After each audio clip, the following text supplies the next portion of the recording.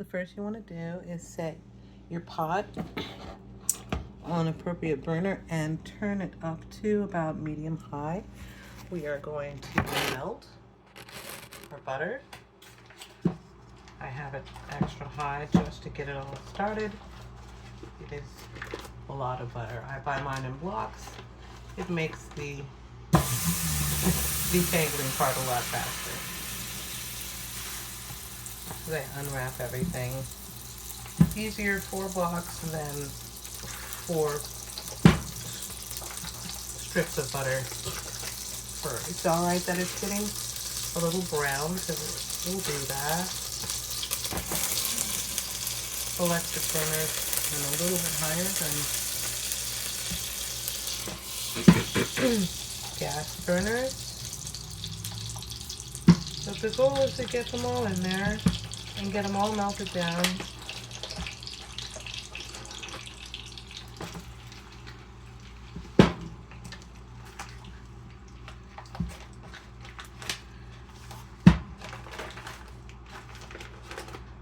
Lovely.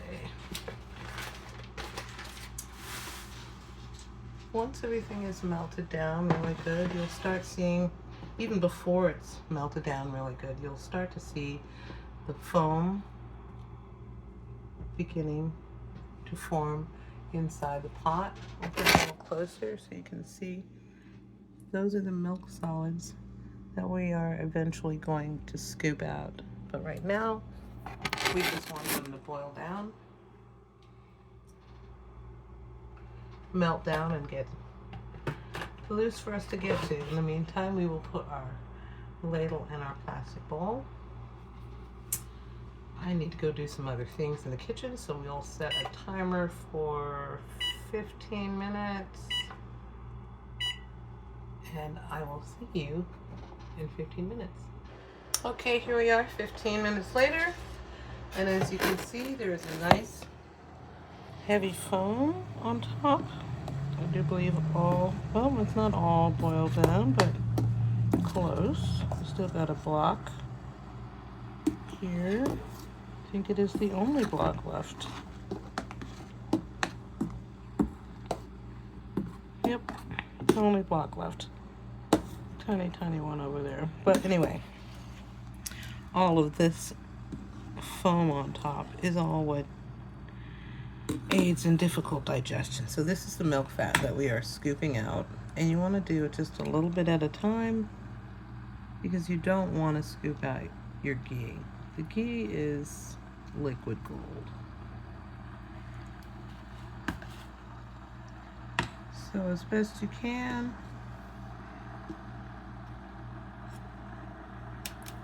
you can wait until it's all boiled down and brown, but I kind of like to do it ahead of time so I can see how far along in the process the ghee is when I can see more of the actual butter and not the milk solids. So this is what we're going to be doing temporarily, just to get all of this out, or at least as much of it as we can. It can be an exercise in patience, just because you don't want to dip too far and it'll scooping up your butter. But you can see the beautiful golden underneath, and even that golden is saturated with more foam. So it's a time-consuming process, but that's why it costs as much as it does in the store. Not everybody wants to be doing this. So we're going to keep scooping this until it gets nearly clear at the top, so you can see a little more yellow. So I'm almost done skimming off the top. It's a little more difficult as you get closer to the butter. You wind up with some of it in the ladle. You just throw it back in the pot. I try to scoop it all in one area It helps making the skimming process easier. But as you can see, the bright yellow, not nearly as pale as it was when it was cold, and a lot less dairy involved. The fact that it's not clear yet means there's still a lot of milk solids left, but just so that you can see exactly how much goes into all the butter, it was 4 pounds of butter. And of that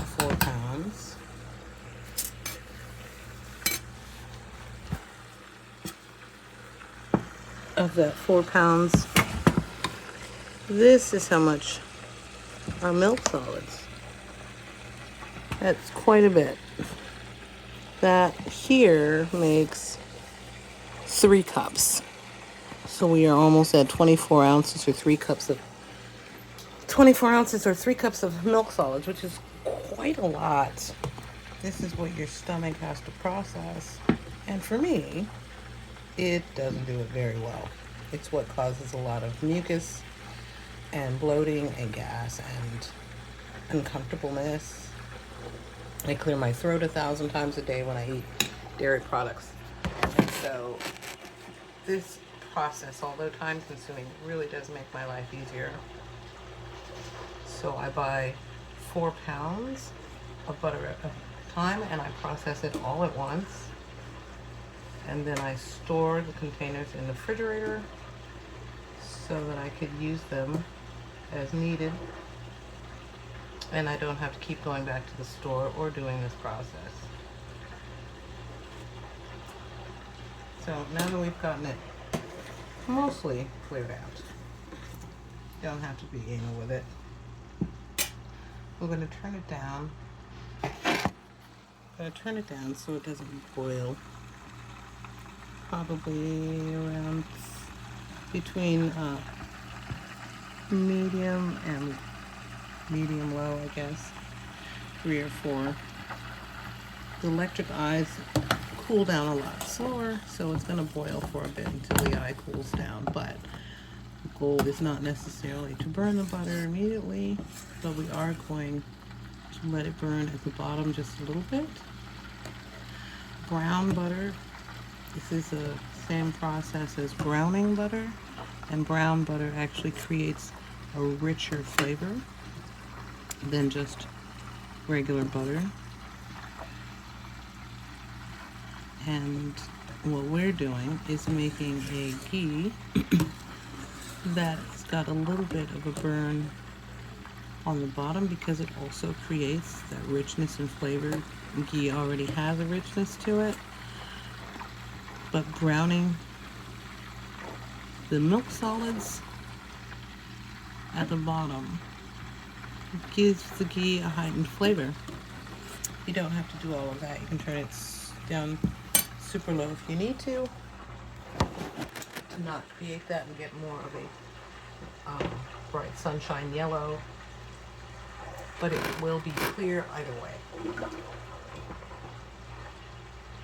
So we will be back in another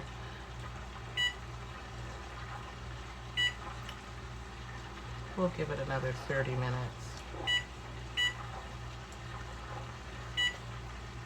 We're turning it down and letting it do its thing. We'll be back. Okay, we are back 30 minutes later.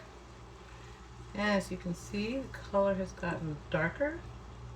Not quite as bright as it was before. That means it's browning on the bottom. Far less foam created at the top. You can still skim that off. Not necessary because you're going to strain it with a cheesecloth anyway, but it just makes the straining process a little easier. You won't have to use as much cheesecloth.